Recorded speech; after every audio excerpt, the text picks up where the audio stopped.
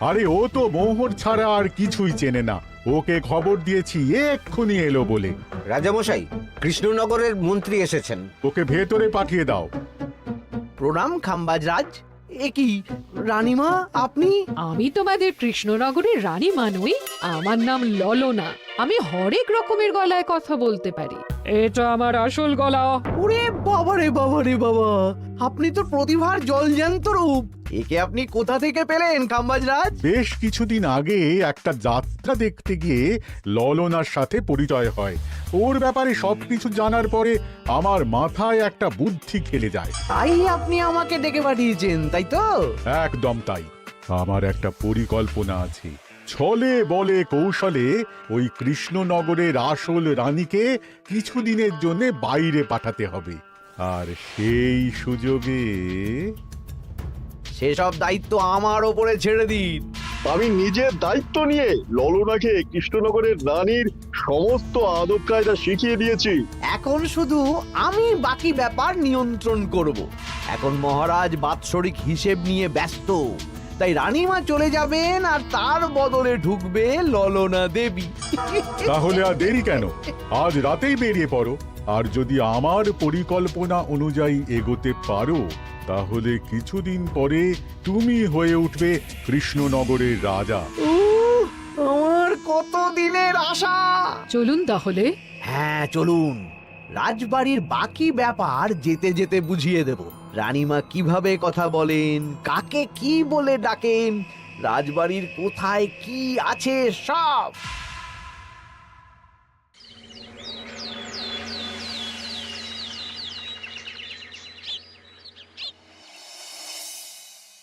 কি গো গিন্নি, জ্বরটা নেমেছে?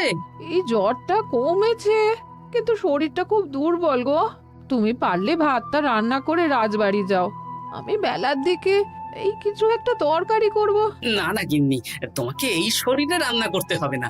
আমি তরকারির সবজি কুটে রাখছি। হ্যাঁ, ওই পুটির মাকে বলে রাখবো, ও এসে রান্না করে দেবে। তাহলে তো ভালোই হয়। জ্বরে একেবারে শরীরটা দুর্বল করে দিয়েছে গো। হ্যাঁ, তুমি বিশ্রাম নাও গিন্নি, আমি রান্নাঘরে যাই। কি গোপাল আজকে এখনো এলো না? ও কোনোদিন সময় এসেছে মহারাজ? ওকে তাড়িয়ে আপনি একটা কাককে রাজসভায় রাখলেও সে সময়ে আসবে। আসলে গোপালের গিন্নির খুব জ্বর, আমি দেখে এসেছি। তাই হয়তো ওর গিন্নির সেবা শুশ্রূষা করতে গিয়ে গোপালের দেরি হচ্ছে। তোমাকে আর গোপালের হয়ে কাসুন্দি গাইতে হবে না। এই তোমরা থামো তো। একটু দেরি হয়ে গেল মহারাজ। আসলে গিন্নির খুব জ্বর, তাই কিছুটা রান্না করে এলাম। আচ্ছা আচ্ছা আচ্ছা, তা এখন তোমার গিন্নির শরীর কেমন আছে? আগের থেকে ভালো আছে মহারাজ, জ্বরটা কমেছে, কিন্তু শরীর খুব দুর্বল। বেশ বেশ, একটু যত্নআত্তি করো। যাই হোক, আজকে সারা বছরের খরচের হিসেব আর আগামী অর্থনৈতিক বছরের প্রকল্প নিয়ে আলোচনা হবে। আলোচনা শুরু করা হোক। বিগত অর্থনৈতিক বছরে বিভিন্ন খাতে মোট খরচ হয়েছে 15,700 মোহর, আর বিভিন্ন কর বাবদ উপার্জন হয়েছে 22,000 মোহর। তাহলে তো মহারাজ ভালোই লাভ হয়েছে। এবার আমাদের দিকে একটু নয়ন মেলে তাকালেই হয়। সেসব তো দেখবই, কিন্তু তার আগে আমি মন্ত্রীর সাথে বিগত বছরের সব খরচ নিয়ে হিসেবে বসবো। হ্যাঁ, বেশিরভাগ দায়িত্ব তো মন্ত্রীমশাইয়ের কাঁধেই থাকে, তাই উনি কোনো হিসেবে জল দিয়েছেন কিনা সেটাও পরখ করে নেওয়া যাবে। এত কাজের চাপ যাচ্ছে কদিন, শান্তিতে ঘুমোতেও পাচ্ছি না। মন্ত্রী, তুমি আজ বিকেলে রাজবাড়িতে চলে এসো। বিগত অর্থনৈতিক বছরের হিসেবগুলো একবার দুজনে বসে মিলিয়ে নেব। আচ্ছা মহারাজ, যা করার তাড়াতাড়ি করে নিতে হবে। এখন দেরি করলেই এই বছরের প্রকল্পগুলো শুরু করতে দেরি হয়ে যাবে। মহারাজের জয় হোক। বলো প্রহরী, তুমি কি কিছু বলবে? মহারাজ, একজন কালো চাদর মুড়ি দেওয়ার লোক এলেন আর আমার হাতে এই চিঠিটা ধরিয়ে দিয়ে চলে গেলেন। এই গরমে চাদর মুড়ি? অদ্ভুত লোকটা। কি রে বাবা? সর্বনাশ! কি হলো? তোমাদের রানীমার জ্যাঠামশাই খুব অসুস্থ, তাই পরিবারের সবার সাথে দেখা করতে চান। ও মা গো! আজ সভা এখানেই শেষ। এইবার শুরু হবে আসল খেলা। কি বলছেন মহারাজ? হ্যাঁ রানী, আমাকে এক্ষুনি জ্যাঠামশাইয়ের কাছে যাওয়ার বন্দোবস্ত করে দিন মহারাজ। কিন্তু রানী, তোমার জ্যাঠামশাইয়ের বাড়ি কৃষ্ণনগর থেকে ঘোড়ার গাড়িতে গেলেও তো 1.5 দিন সময় লেগে যাবে। এদিকে আমার এত কাজের চাপ। আপনি বরং কয়েকদিন পরে আসুন, আমাকে এক্ষুনি যেতে হবে মহারাজ। বেশ বেশ, আমি তোমার যাওয়ার ব্যবস্থা করছি।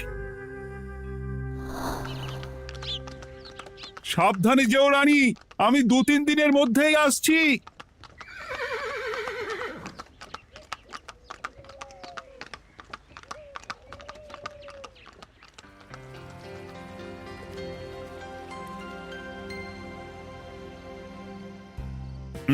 মন্ত্রী, বিগত অর্থনৈতিক বছরে আমাদের পাঠশালার উন্নতির জন্য কত খরচ করা হয়েছিল একটু দেখো তো।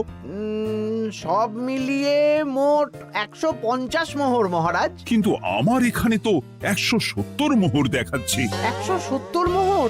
তা কি করে হয়? একই রানীমা, আপনি ঘোড়ার গাড়ি করে গেলেন আর হেঁটে চলে এলেন? সে আমার ব্যক্তিগত ব্যাপার, তুমি তোমার কাজ করো।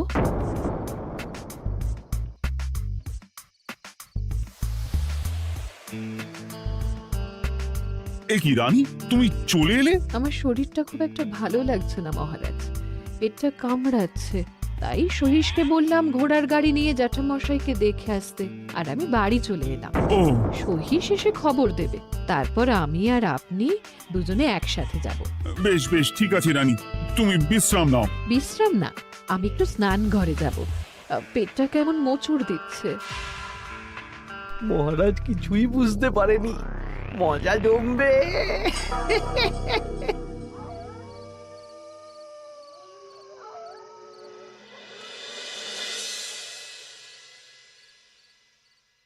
এ কি রানী, তুমি তোমার সব গয়না গাটি বের করছো কেন? আমার আর এই পুরনো নকশার গয়না পছন্দ নয় মহারাজ, ভাবছি কালকে সকালবেলা এই গয়নাগুলো শ্যাকরাকে দিয়ে শহুরে নকশায় নতুন গয়না বানাবো। কিন্তু এগুলো তো তোমার সবই পছন্দের গয়না। কিন্তু মহারাজ আমি ভেবে দেখলাম এই গয়নাগুলো সবই বড্ড ভারী গয়না, আমি শহুরে আধুনিক নকশার হালকা গয়না পরবো। এমনিতে জ্যাঠামশাইয়ের শরীরটা ভালো নেই, মনটাও ভালো নেই, ও, পেটটা কেমন মোচড় দিচ্ছে, আমি আরেকবার স্নান ঘরে যাব।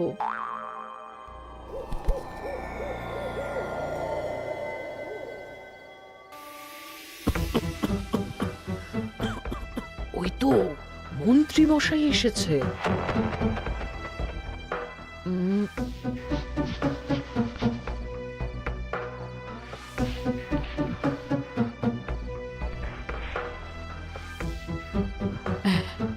এই রাজ্যে গোপাল আমার শত্রু, কালকে থেকে গোপালকে খাটাবে।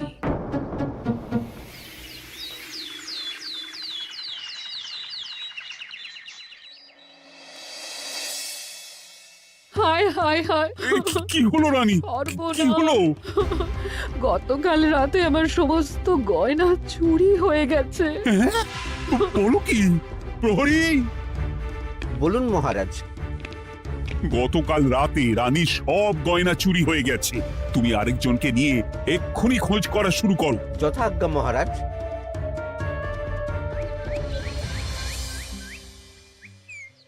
আমার সব গয়না চুরি হয়ে গেল, এবার আমি কি করব? রানী তুমি কেঁদো না, সেই সকাল থেকে কেঁদেই চলেছো। আমি তো প্রহরীকে খোঁজ করতে পাঠিয়েছি। এই সব প্রহরী কর্মচারী কাউকে বিশ্বাস হয় না আমার, আজ থেকে সবাইকে ছুটি দিয়ে দেব। কি বলছো তুমি? সবাইকে ছুটি দিয়ে দিলে রাজবাড়ির কাজ কে করবে? কেন? আমাদের সবচেয়ে বিশ্বাসযোগ্য সভাসদ গোপাল আজ থেকে রাজবাড়ির সব কাজ গোপাল করবে। কি বলছো? আপনি কি বলতে চাইছেন? গোপাল বিশ্বাসযোগ্য না? হ্যাঁ, গোপাল আমার সবচেয়ে প্রিয়, ওর চেয়ে বিশ্বাসযোগ্য আর কেউ নেই। কিন্তু কোনো কিন্তু না, বলবেন আপনার আদেশ। এক্ষুনি গোপালকে ডেকে পাঠান। যেমন তোমার ইচ্ছে। গোপাল, গতকাল রাতে রানীর সব গয়না চুরি হয়ে গেছে, তাও আবার ঘরের ভেতর থেকে। আমি চাই তোমার মতো বিশ্বাসযোগ্য লোকই রাজবাড়ির সমস্ত কাজ করুক। মানেটা ঠিক বুঝতে পারলাম না রানীমা। মানে আমি রাজবাড়ির বেশিরভাগ কর্মচারীকে ছুটি দিয়ে দিচ্ছি, তার বদলে রাজবাড়ির কাজ করবে তুমি। কিন্তু কোনো কিন্তু না। রাজসভার ভাড়ামো অনেক হয়েছে, এবার থেকে তোমার কাজ বাসন মাজা, ঘর মোছা, কাপড় কাচা, পুরো রাজবাড়ি ঝাঁট দিয়ে পরিষ্কার করা। এই সেরেছে। যাও, রান্নাঘর থেকে বাসন নিয়ে পুকুর পাড়ে গিয়ে বাসন মাজবে। এ কি গোপাল, রাজসভা থেকে সোজা পুকুর পাড়ে? কি হয়েছে নাকি? খুব হাসি পাচ্ছে না?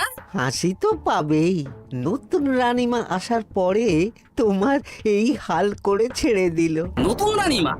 না, আসলে ঘটা বলতে চাইছে রানীমা তোমাকে নতুন চাকরি দিয়ে এই হাল করলো। ও যা হয়েছে ভালো হয়েছে, আমার পেছনে না লেগে নিজের কাজ করুন যান। কোথায় কি বলতে হয় জানিস না নাকি? অভ্যেস নেই তো, তাই মুখ ফসকে বেরিয়ে গেছে।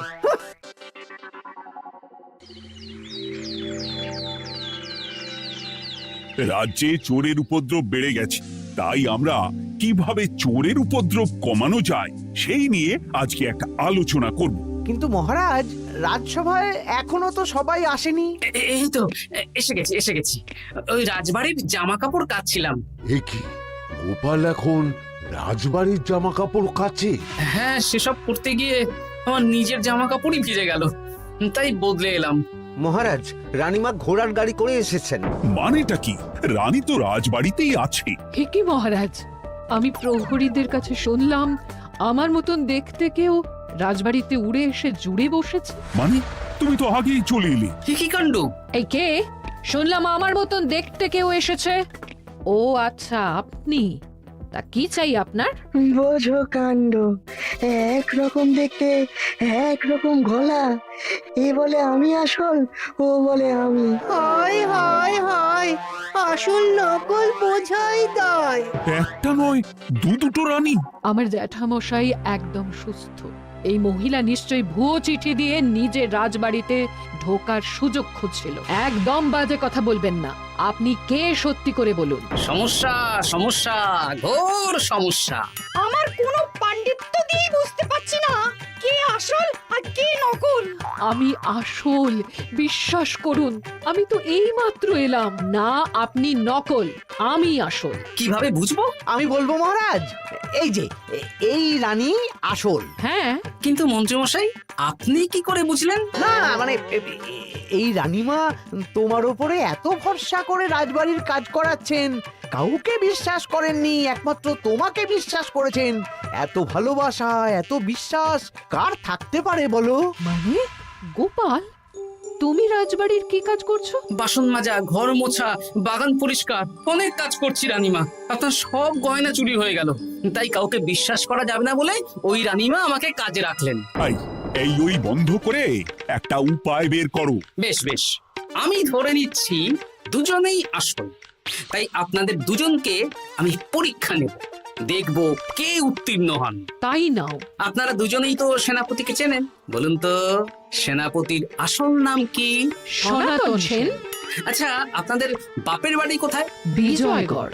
দূর দূর, গড়গড় করে সবই বলে দিচ্ছে। এভাবে হবে না, অন্য কোনো উপায় ভাবো। বেশ, সেনাপতি তলোয়ার দাও তো। দিচ্ছি। এই নিন, এই তলোয়ার দিয়ে মহারাজকে মেরে ফেলুন। আপনাদের মধ্যে কে মারতে চান বলুন। এসব তুমি কি বলছো গোপাল? মহারাজ আমার পতি পরমেশ্বর, ওনাকে আমি মারতে পারি? আমি স্বপ্নেও ভাবতে পারিনি গোপাল তুমি এই জঘন্য কাজ আমাকে করতে বলবে। আমি নিজের প্রাণের আহুতি দিতে পারি, কিন্তু মহারাজের গায়ে একটা আঁচড়ও দিতে পারবো না। উফ, খাম্বাজরাজ বেছে বেছে এক ধুরন্ধর নারীকে পাঠিয়েছেন, কোনো জবাব নেই। আমি বুঝতে পারছি না মহারাজ, এনাদের হাবভাব, কথাবার্তা, রূপ সবই একরকম। তবে যিনি ঘোড়ার গাড়ি চেপে এখন ফিরলেন, তিনি আসল হলেও হতে পারেন। আমি আসল, বিশ্বাস করুন। বললেই হলো? আসল হলে প্রমাণ করুন। বেশ, আজকে আর মাথায় কিছু আসছে না, আমি কাল আসবো। ততক্ষণ আপনারা দুজনে রাজবাড়ির দুটো ঘরে থাকুন। কি ছক মারিতে পড়লাম রে বাবা।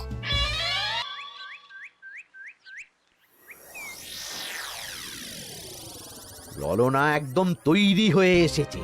দারুণ মজা হচ্ছে বলুন। এবার শুধু একবার আসল রানীকে সরিয়ে ললনা যদি রানী হয়ে যায়, তাহলে রানীর গয়নার মতন সব আমার হাতে চলে আসবে। তারপর কি হবে? তারপর ধীরে ধীরে মহারাজকেও কায়দা করে সরিয়ে দেব, আর খাম্বাজ রাজ আর আমি এই দুজনে মিলে এই রাজ্য চালাবো। কি বুদ্ধি আপনার মাথায়।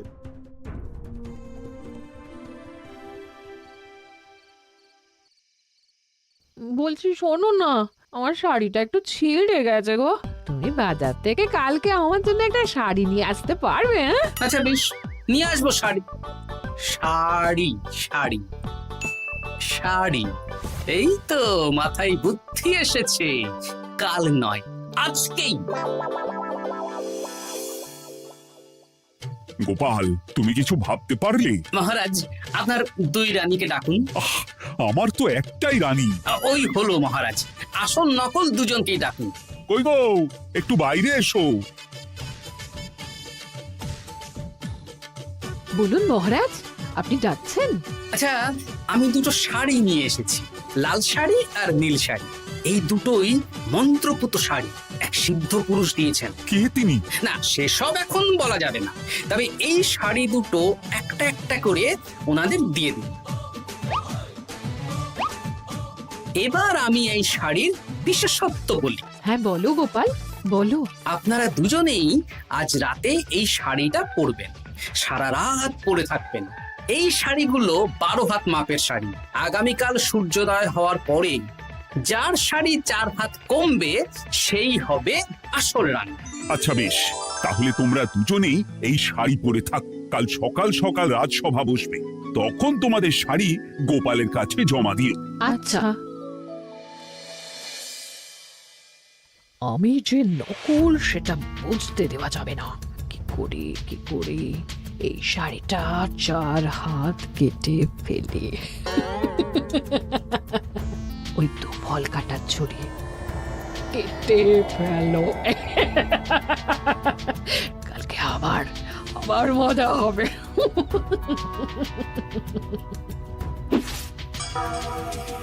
হে ঠাকুর, রক্ষা করো ঠাকুর, আমার শাড়িটা যেন 4 হাত কমে যায়। ঠাকুর রক্ষা করো।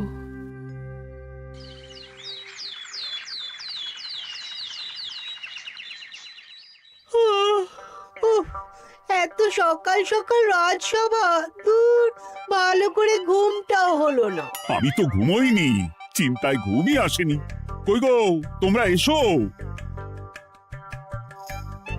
এই নিন আমার শাড়ি, এবার মেপে দেখুন, এটা 4 হাত কমে গেছে। এই দেখুন মহারাজ, বিশ্বাস করুন আমি আসল, কিন্তু এই শাড়িটা সারা রাত পরে থাকা সত্ত্বেও 4 হাত তো দূর, 4 আঙুলও কমেনি। লাল শাড়িটাই ছোট মনে হচ্ছে। তাহলে তুমি আসল? উফ, বাবা, বাঁচা গেল। আয়, কে আছো? এই নকল রানীকে কারাগারে বন্দি করো। দাঁড়ান মহারাজ, বন্দি করতে হলে যার শাড়ি 4 হাত কমে গেছে তাকে বন্দি করুন। কেন? আমার শাড়ি তো 4 হাত কমে গেছে। শর্ত অনুযায়ী যে আসল তার শাড়ি তো 4 হাত কমবে না, আপনি ধরা পড়ে গেছেন নতুন রানীমা। এগুলো কোনো মন্ত্রপুত শাড়ি নয়, এগুলো আমার পরিকল্পনার প্যাঁচ। আপনি নিশ্চয়ই নিজেকে আসল প্রমাণ করার জন্য শাড়িটা কেটেছেন। না মানে, না না না, তাহলে কমলো কি করে? না মানে হয়ে গেল। সত্যি গোপাল, তোমার বুদ্ধির জবাব নেই। গোপাল, তুমি আমাকে বাঁচালে। এই যে নতুন রানীমা, চুপ করে কেন? ওকে আমি কারাগারে গিয়ে বেত মারছি, তাহলেই সব বলবে। বল, কে তুই বল? আসলে মানে আমার নাম ললনা। আমি যাত্রাপালা করি, অনেক রকম গলায় কথা বলতে পারি। কদিন আগে খাম্বাজ রাজ আর এই মন্ত্রী মশাই